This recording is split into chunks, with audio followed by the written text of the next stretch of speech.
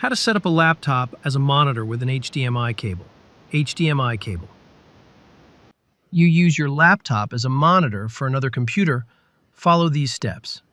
Connect your desktop computer to your laptop using an HDMI cable. PC. Laptop.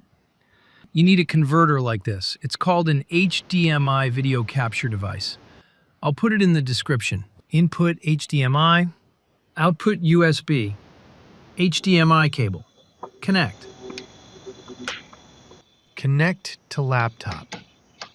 Connect to desktop computer on your laptop. Set it up as follows. Make sure your laptop has detected the HDMI video capture device. Windows 11 automatically detects the device without needing to install drivers. Cameras, USB video. Next, use VLC Media Player to capture. VLC Media. Open Capture Device. Capture Device. You change some default parameters to get better resolution. Video device name. USB video.